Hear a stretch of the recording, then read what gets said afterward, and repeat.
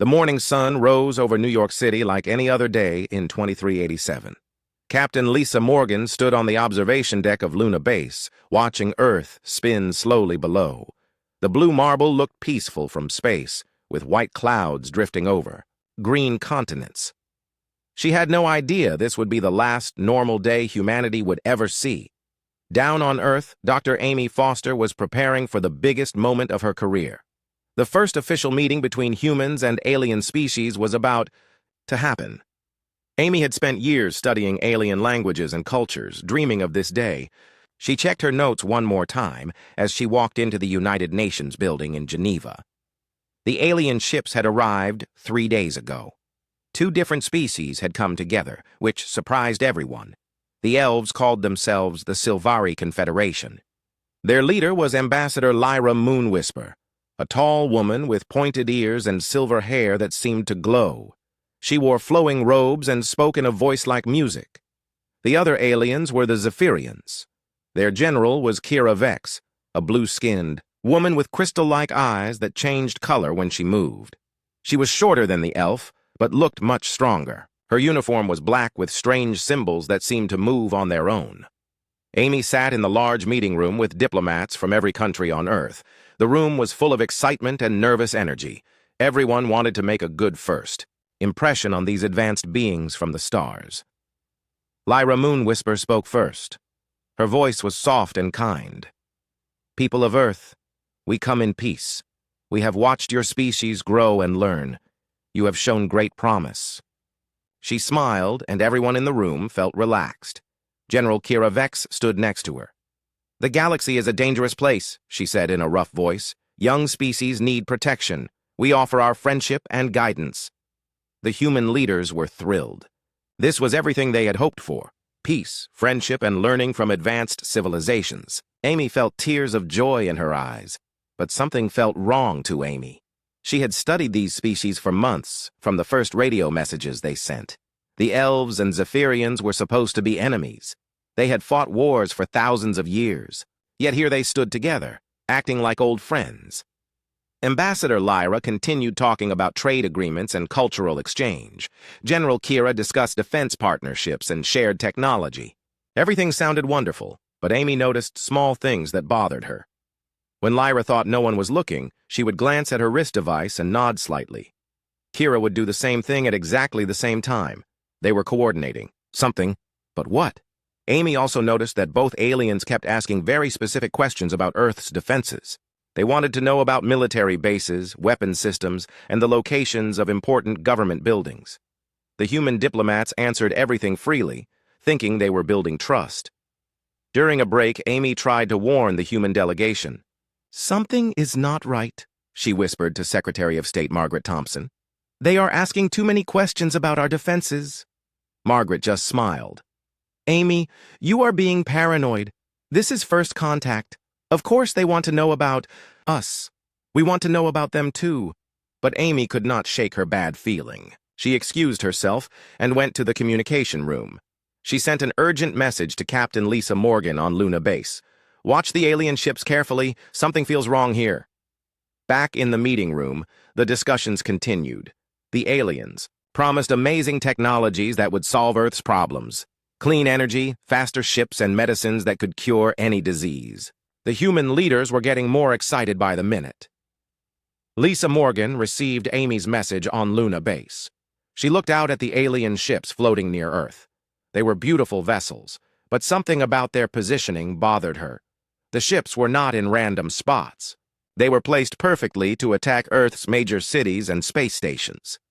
Lisa called her second-in-command. "Get our sensors on those ships. I want to know everything about them." "But Captain," her officer replied, "we were ordered not to scan them. The diplomats said it would be rude." "Do it anyway," Lisa ordered. "Something is not right." The scans showed something terrible. The alien ships were not exploration vessels or diplomatic transports. They were warships. Each one carried enough firepower to destroy a continent. Worse, they had been charging their weapons for the past hour. Lisa tried to contact Earth immediately, but something was blocking all communications. The aliens had cut off Earth from the rest of the solar system. Down in Geneva, the meeting was reaching its end. Ambassador Lyra stood up with a sad smile. "There is one more thing we must discuss," she said. Her voice was no longer kind and musical. It was cold and empty. General Kira stepped forward. "Your species has something we cannot allow to exist," she said. "You have the potential to become something dangerous, something that could threaten the natural order of the galaxy." The human diplomats looked confused. "What do you mean?" asked Margaret Thompson. Lyra's eyes began to glow with an eerie light. "You have the ability to use technology that should remain buried. Technology left behind by a race that nearly destroyed everything. We cannot let you find it." Kira raised her hand, and strange symbols appeared in the air around her. "This is not personal. This is survival. Your species must end before you become what we fear." Amy realized what was happening. "It's a trap," she screamed. "Everyone get out now!" But it was too late. The room filled with bright light as alien weapons fired. The UN building exploded in seconds. Amy barely escaped as the walls collapsed around her. In space, Lisa Morgan watched in horror as the alien ships opened fire on Earth. Beams of energy struck cities around the world. New York, London, Tokyo, Mumbai, and hundreds of other places disappeared in flashes of light. The attack was perfectly coordinated. Within minutes, most of Earth's governments and military leaders were dead. The planet's defenses, built for exploration and peacekeeping, could not stop the assault. Lisa tried to fight back with Luna Base's weapons, but the alien ships were too powerful. One blast from a Zephyrian ship destroyed half of her station. She ordered all survivors to escape pods. As Earth burned below them, Lisa received a strange message on an emergency frequency. It was from a human colony called New Haven, far from Earth. "This is Commander Kate Sullivan," the voice said. "We are under attack too, but we found something. Something that can fight back. If anyone is alive out there, find the old ruins. Find what they left behind." The message cut off. Lisa looked at the burning Earth and made a promise. Humanity would survive this. They would find whatever Kate Sullivan had discovered, and they would make sure this never happened again. The first day of the war was over. Humanity had lost everything they knew and loved. But somewhere in the darkness of space, the seeds of revenge were already beginning to grow. 3 months had passed since the day Earth burned. Dr. Amy Foster crouched in a dark tunnel deep beneath the Rocky Mountains. The underground bunker had become home to 5,000 survivors, one of the largest groups of humans left alive on the planet.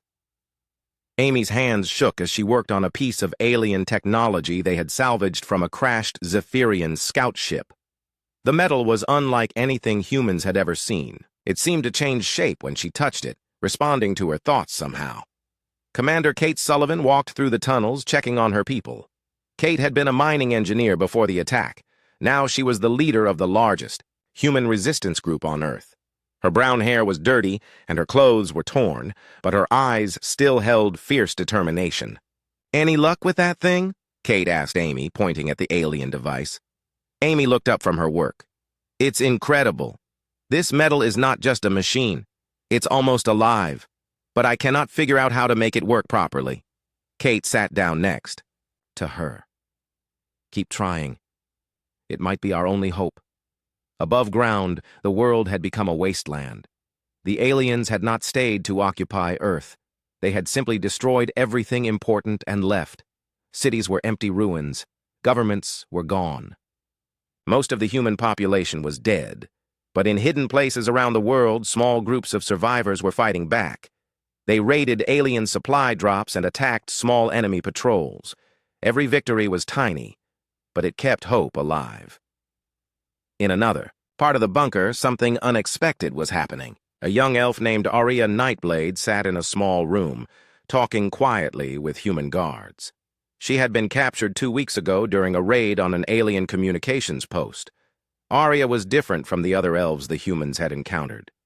She was younger, with short black hair instead of the long silver hair most elves wore. Her eyes showed doubt and confusion instead of the cold hatred they expected from their enemies. "I never wanted this war," Arya told the human interrogator, a former police detective named Susan Clark. Most of my people did not want it either, but our leaders said it was necessary for survival. Susan studied the elf carefully. Why should we believe you? Your people helped destroy our world. Arya's voice became urgent. Because I have information you need. I know why they really attacked you. It was not just about potential threats. There is something else. Something ancient that your species can do that we cannot. Word of Arya's claims reached Kate Sullivan quickly. Kate came to question the elf herself, bringing Amy with her to help judge if Arya was telling the truth. Speak, Kate said simply, sitting across from Arya in the small interrogation room. Arya took a deep breath. Long ago, there was a race called the Architects. They built amazing technology throughout the galaxy, then vanished without explanation. For millions of years, no one could use their devices. The technology would not respond to any species we knew. Amy leaned forward, interested. What does this have to do with humans? Everything, Arya replied. 3 months before the attack on Earth, our scientists discovered something terrible. Humans can activate architect technology. Your brain patterns are somehow similar to theirs. That is why the Coalition really attacked you. Kate felt a chill run down her spine. You mean the attack was not about us being a threat in the future? It was about something we could already do. Arya nodded sadly. The architect technology is incredibly powerful. Weapons that could destroy stars. Ships that could cross the galaxy in seconds. Tools that could reshape reality itself. If humans learned to use it, they would become the most powerful species in the galaxy. Amy suddenly understood something. She looked at the alien device she had been working on. That explains why this Zephyrian technology responds to me. It must be based on architect design somehow. For the first time in months, Kate felt real hope.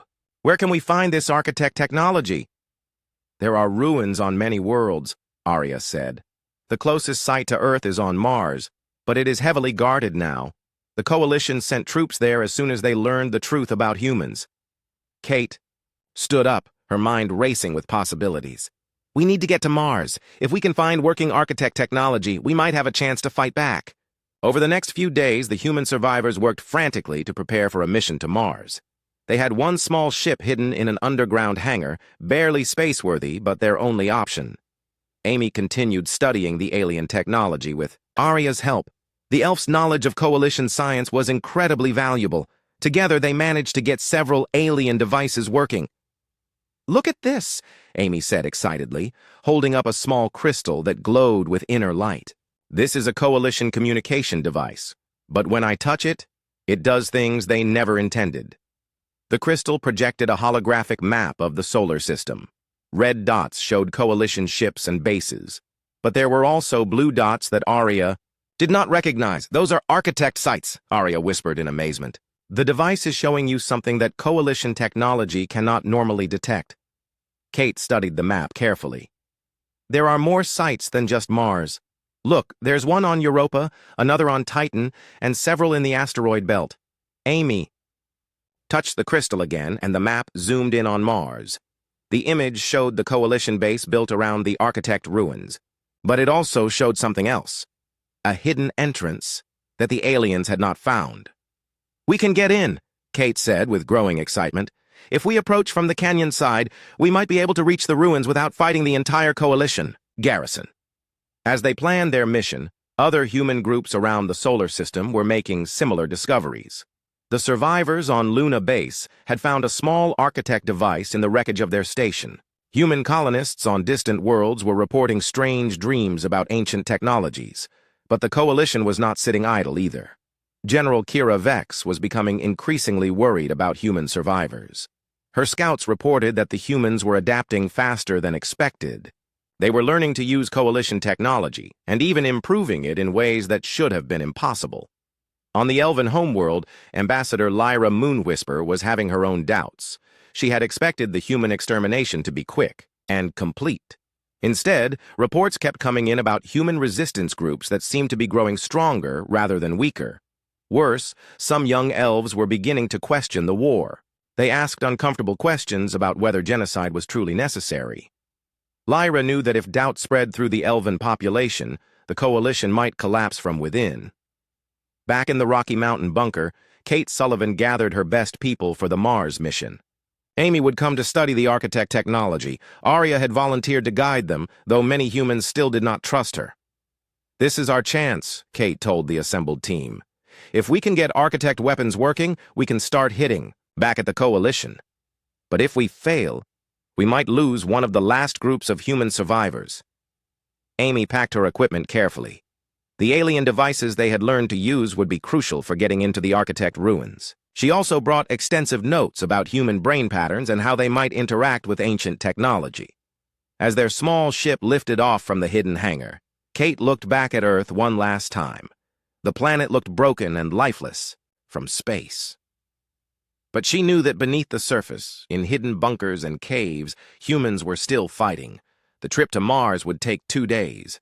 If they succeeded, humanity might finally have the tools to fight back against their enemies. If they failed, the human species would probably die out within a few more months.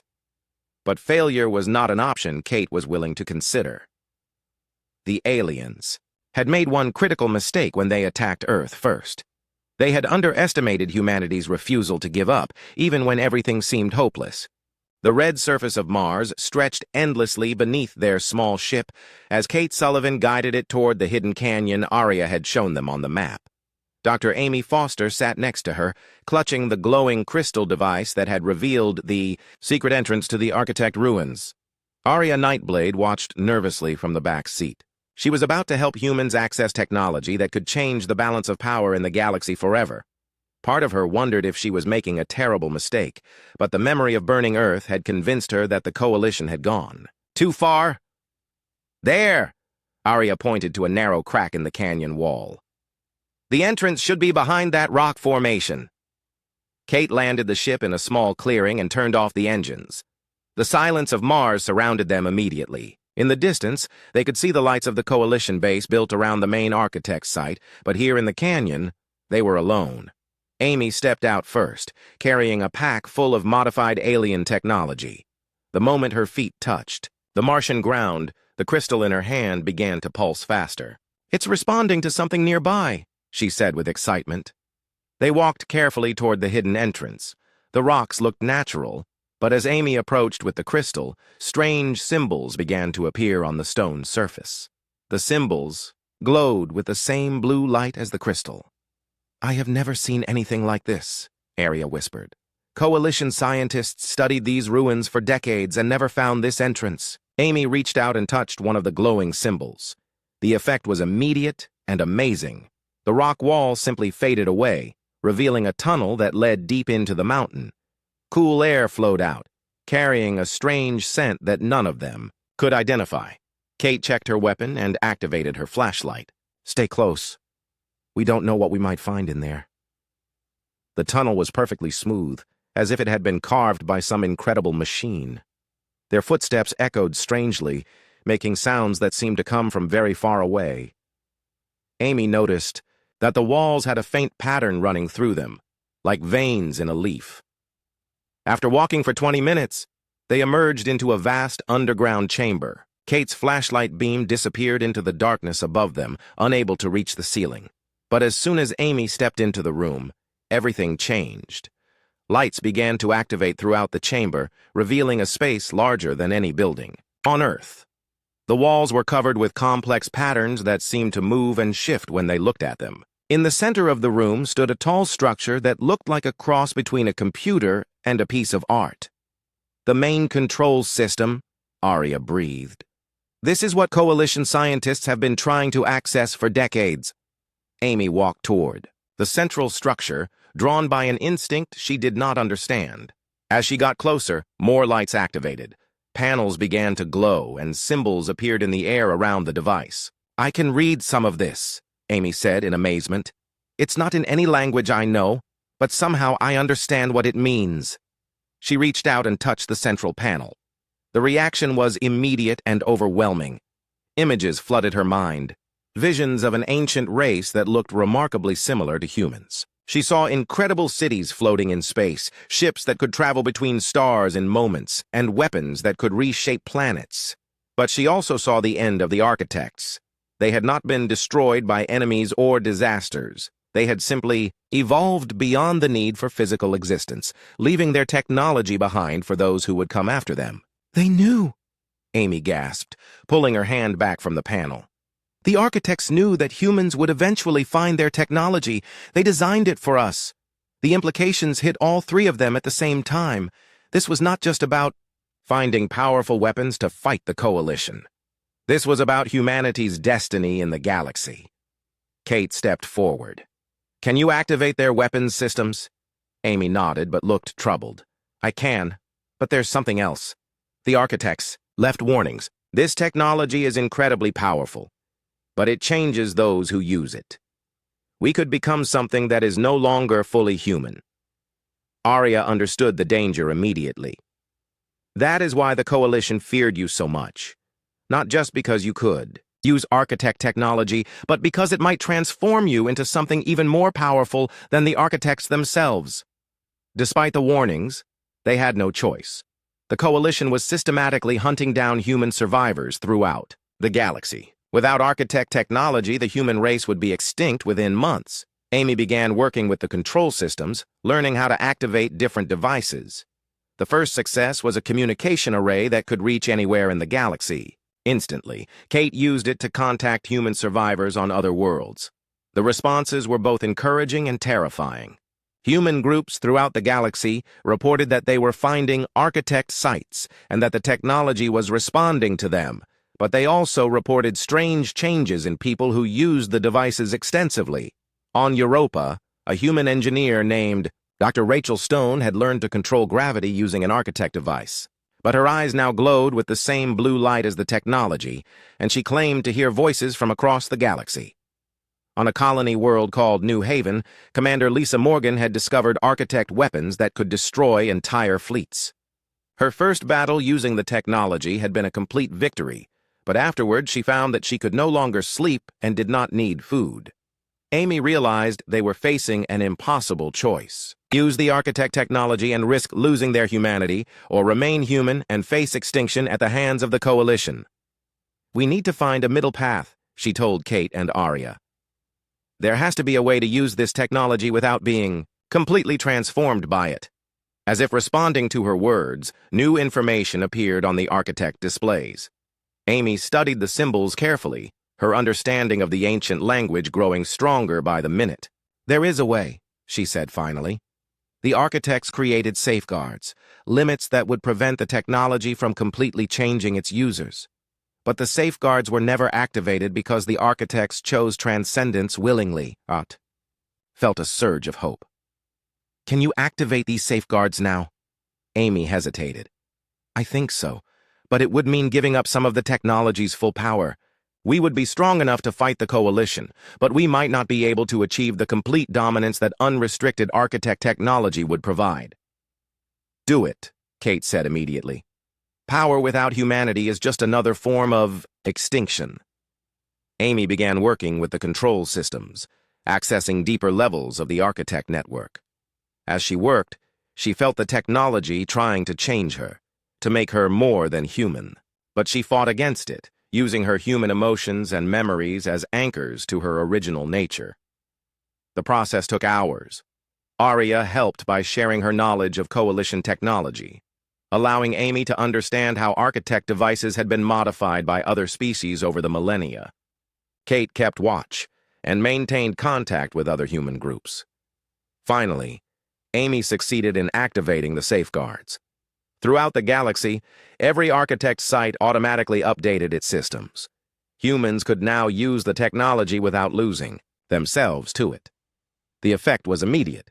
Dr. Rachel Stone on Europa reported that her strange symptoms were fading, but her control over gravity remained strong. Commander Lisa Morgan confirmed that her weapons still worked, but she was feeling human again. But their success did not go unnoticed.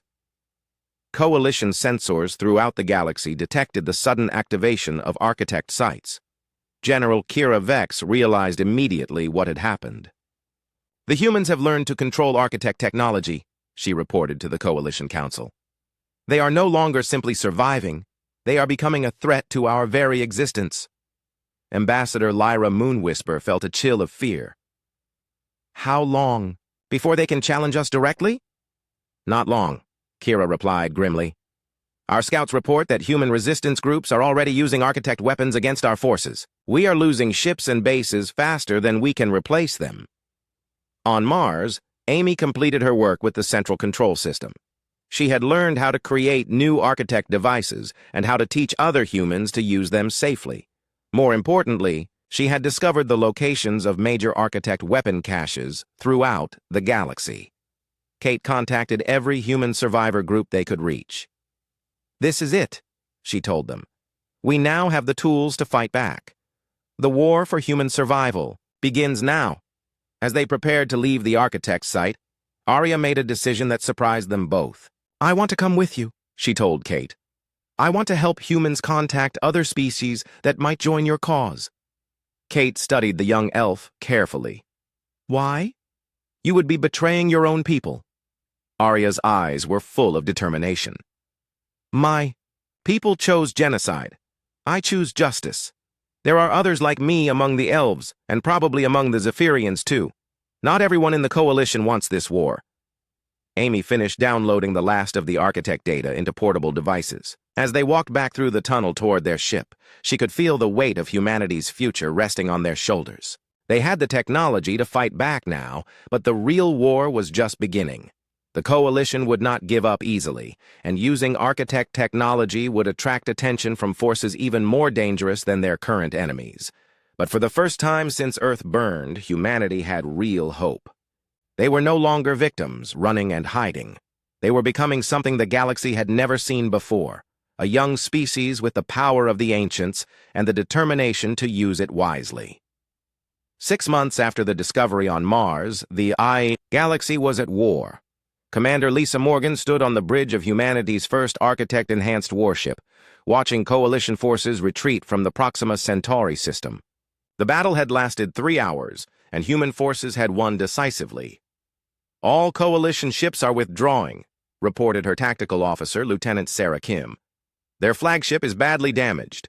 Lisa nodded, but felt no satisfaction in the victory. Every battle meant more death, and she was tired of killing. But the Coalition had given humanity no choice except to fight or die. Dr. Amy Foster worked at a science station on the bridge, monitoring the architect systems that made their victories possible. The technology still amazed her, even after months of using it. Their ship could travel faster than any Coalition vessel and had weapons that could punch through the strongest enemy shields. But Amy was troubled by reports from other human groups. The war was changing people in unexpected ways. Even with the safeguards she had activated, extended use of architect technology was having effects on human psychology and physiology. Captain, Amy called out. I'm receiving a priority message from the Titan Research Station. Dr. Rachel Stone says she has important news about the Architect Network. Lisa opened the communication channel. Rachel's image appeared on the main screen, but she looked different than before. Her hair had turned completely white, and her eyes held an intensity that was almost frightening. Lisa, we've made a breakthrough, Rachel said without greeting. The Architect Network is more extensive than we thought. It connects to technology in other galaxies, not just our own. But there's something else. We're not the first species to use this technology since the architects vanished. Amy leaned forward, interested. What do you mean? The Zephyrians and elves have been using modified architect technology for thousands of years, Rachel explained. That's how they became the dominant species in the Coalition. But they could only access limited functions. Humans can use the full system. Lisa felt pieces of a puzzle clicking together in her mind. That explains why they were so desperate. To stop us. We could undo millions of years of their dominance. The implications were staggering. The Coalition had not attacked humanity out of fear of future threats. They had attacked because humans could access the very source of the Coalition's own power. Meanwhile, in the Coalition capital, General Kira Vex was dealing with a crisis that threatened to tear her alliance apart. The elven population was becoming increasingly divided about the war against humanity. a young elf named Elena Silverleaf had emerged as the leader of a growing peace movement. Elena was the daughter of a high-ranking elven commander, and her opposition to the war was inspiring others to question coalition policies.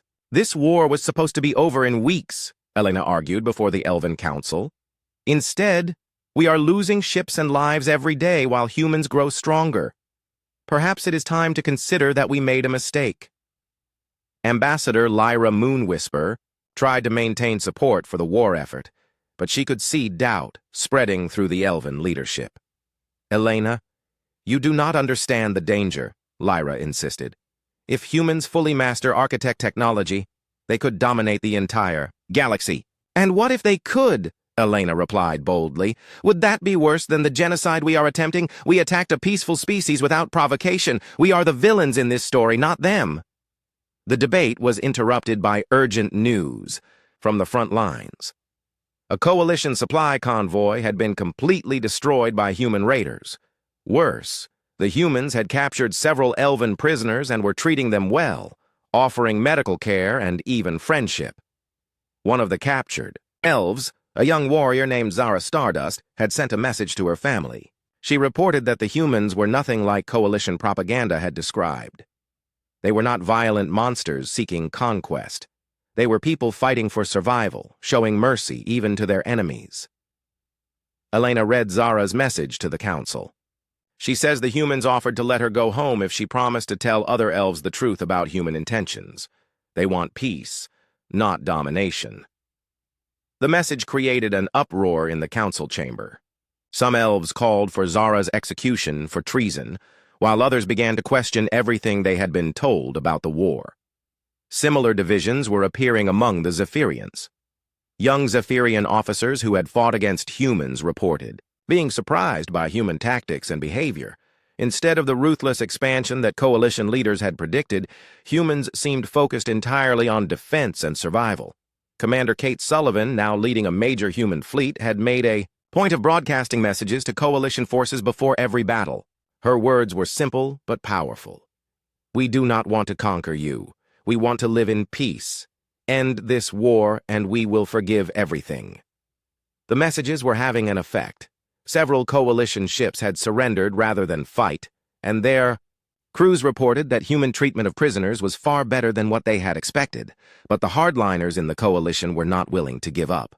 General Kira Vex convinced the Coalition Council to authorize the use of planet-killer weapons against human colonies. If they could not win through conventional warfare, they would simply destroy every world where humans lived. The first target was New Haven, the colony that had first discovered how to fight back against coalition forces. But when the coalition fleet arrived to destroy the planet, they found it defended by an impossible sight. Hundreds of ships waited in orbit around New Haven, but they were not all human vessels. Elven ships flew alongside human craft, their crews, having defected from the coalition. Even some Zephyrian vessels had joined the defense fleet. Elena Silverleaf had convinced a significant portion of the Elven fleet to switch sides. She stood on the bridge of her flagship speaking to General Kira Vex across an open communication channel. "This ends now, Kira," Elena said firmly. "I will not allow you to destroy an entire planet for the crime of wanting to live." Kira's blue face was twisted with rage. "You are a traitor to your own species, Elena. When we win this war, you will be executed for these crimes." Elena's response was calm but determined. "I would rather be a traitor to evil than a loyal servant of genocide." The battle for New Haven became the turning point of the war. Coalition forces found themselves fighting not just humans, but rebels from their own species. The unity that had held the coalition together for millions of years was finally breaking apart. Amy Foster watched the battle from her position on Lisa's flagship. She realized that humanity had achieved something remarkable. They had not just survived the coalition's attempt at genocide. They had inspired other species to stand up against tyranny and oppression. But Amy also noticed troubling signs among the human forces. Extended use of architect technology was creating changes that went beyond the physical. Some humans were developing abilities that seemed almost magical: telepathy, precognition, and control over matter at the molecular level. "We're becoming something new," Amy told Lisa after the battle. The question is whether we can remain human while gaining these powers. Lisa looked out at the mixed fleet of human and alien ships celebrating their victory. Maybe being human isn't about staying the same, she replied. Maybe it's about choosing to use power for protection instead of conquest. The war was far from over, but the balance had shifted dramatically. The coalition could no longer count on the loyalty of all its member species. Humans had proven that they could win battles and inspire allies. More importantly, they had shown that power did not have to corrupt. Even with access to technology that could reshape reality, humans had chosen to fight for freedom rather than domination. But General Kira Vex was not finished. She still controlled the most fanatical elements of the coalition military, and she was preparing one final desperate gambit. If she could not defeat humanity through conventional warfare, she would try to turn their own power against them. Deep in coalition territory, Zephyrian scientists were working on a weapon designed specifically to target architect technology. If successful, it would not only strip humans of their new abilities, but could potentially destroy their minds in the process. The final phase of the war was about to begin, and it would determine not just the survival of humanity, but the future of freedom in the galaxy. The final battle began not in space, but in the realm of consciousness itself. Dr. Amy Foster felt the attack the moment General Kira Vex activated her desperate weapon. Every human using architect technology suddenly screamed in pain as foreign energy tried to sever their connection to the ancient network.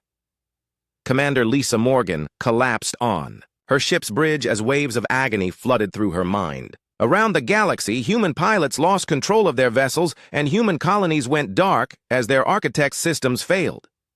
"It's a neural weapon," Amy gasped, fighting to stay conscious while analyzing the attack. "They're trying to destroy our ability to interface with architect technology by attacking our brains directly." But Amy had spent more time studying the architect network than anyone else. She realized that the coalition weapon had a fatal flaw. It was designed based on their limited understanding of how the technology worked. They did not know about the deeper connections Amy had discovered. All human vessels. Listen carefully, Amy broadcast on emergency frequencies. Do not fight the pain. Accept it, and let the architect network respond. Her words seemed insane to those suffering from the neural attack, but Amy understood something the coalition did not. The architect technology was not just a tool. It was a bridge to the consciousness of the architects themselves, beings who had evolved beyond physical existence but still watched over their legacy. As humans stopped fighting the attack and opened their minds fully to the network, something incredible happened. The presence of the architects began to manifest through the technology. Ancient voices spoke across the galaxy, offering guidance and protection to those who had proven worthy of their inheritance. Elena Silverleaf, leading the Elven rebellion from her flagship near Earth, felt the change immediately. "The humans are not just using architect technology anymore," she told her crew in amazement. "They are communing with the architects themselves." General Kira Vex watched in horror as her ultimate weapon not only failed, but actually made her enemies stronger. Human ships that had been disabled by the neural attack suddenly blazed with power far beyond anything seen before. The architects were lending their own energy to humanity's cause. "Impossible," Kira snarled, directing her remaining fleet toward Earth for one final assault. "I will destroy their homeworld, even if it costs every ship in my fleet." But Earth was no longer the broken planet it had been after the first attack. Months of work by human survivors had restored much of the damage using architect technology. More importantly, Earth was now defended by the largest fleet in galactic history, with ships from dozens of species that had joined humanity's cause. Lisa Morgan, now recovered from the neural attack and enhanced by direct connection to the architect consciousness, stood on the bridge of her flagship as it entered Earth's solar system. She could feel the presence of every human throughout the galaxy, connected through the network into something greater than any individual. "This is our home," she announced to the mixed fleet defending Earth. "No one will take it from us again." The battle that followed was unlike anything in galactic history. Coalition forces found themselves fighting not just against superior technology, but against opponents who seemed to anticipate their every move. The architect consciousness, channeled through human minds, could see across space and time in ways that made conventional tactics useless. But the true victory came not through violence, but through revelation. As the battle raged, Amy Foster used the Architect Network to broadcast the complete truth about the war to every inhabited world in the galaxy. She showed how the Coalition had built their power on suppressing younger species and hoarding Architect technology for themselves. She revealed the peaceful intentions of humanity and the genocide that had been attempted against them. Most importantly, she demonstrated that power shared was stronger than power hoarded. The broadcast reached every species in the galaxy simultaneously. Translated into thousands of languages by the Architect Network, the effect was immediate and overwhelming. On world after world, populations rose up against Coalition rule, demanding an end to the ancient system of oppression. Elena Silverleaf received messages from elven colonies throughout the galaxy, declaring their support for the rebellion. "The old ways are ending," she told Amy during a brief pause in the fighting. "My people are finally free to choose their own path." Even among the Zephyrians, cracks were appearing. Young officers began surrendering their ships rather than continue, fighting for a cause they no longer believed in. Zara Stardust, the captured elf who had first reported on human kindness, convinced an entire Zephyrian battle group to switch sides. General Kira Vex found herself commanding a shrinking fleet as more and more of her ships defected or simply refused to fight. In desperation, she decided to ram her flagship into Earth itself, hoping to at least damage humanity's symbolic home. But as she approached Earth, something unexpected happened. The planet itself began to glow with Architect energy. The entire world had become a focal point for the ancient network, protected by forces that could not be overcome by conventional weapons. Amy Foster, now serving as humanity's primary link to the Architect consciousness, spoke directly to Kira through the network. "It's over, General. Your people are abandoning you. Your cause is lost. Surrender now, and we will show you the same mercy we have shown all your soldiers." Kira's response was filled with rage and desperation. "I will never surrender to inferior beings. The old order must be preserved." "Then you will face the consequences of your choices," Amy replied sadly. But the end came not through human weapons or Architect technology. As Kira pressed her attack on Earth, her own crew finally rebelled. Led by a young Zephyrian named Commander Nova Chen, they took control of the ship and arrested their general. "That war is over," Nova announced to all Coalition forces. "General Kira Vex is no longer in command. All forces are ordered to stand down immediately." The silence that followed was profound.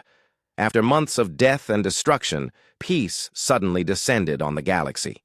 Ships that had been firing at each other moments before now drifted quietly. In space, their crews unsure what to do next. Lisa Morgan took the initiative, broadcasting to all forces in the system. "This is Commander Lisa Morgan of the Human Defense Fleet. The war is over. All ships are welcome to approach Earth peacefully. We have much to discuss about the future." Over the following days, representatives from every species in the galaxy gathered on Earth to negotiate a new order. Amy Foster, still connected to the Architect Network, served as translator and mediator for discussions that would reshape galactic civilization. The old coalition was dissolved, replaced by a new galactic federation based on equality and cooperation, rather than domination. Humans shared Architect technology freely with all member species, but with safeguards to prevent its misuse. Elena Silverleaf became the first non-human president of the new federation, chosen for her courage in standing up against genocide. Zara Stardust established cultural exchange programs to help different species understand each other better. General Kira Vex was tried for war crimes, but received a surprisingly lenient sentence. The Federation's first act was to demonstrate that justice could be served without vengeance. Kira was sentenced to work in refugee camps, helping to rebuild the worlds damaged during the war.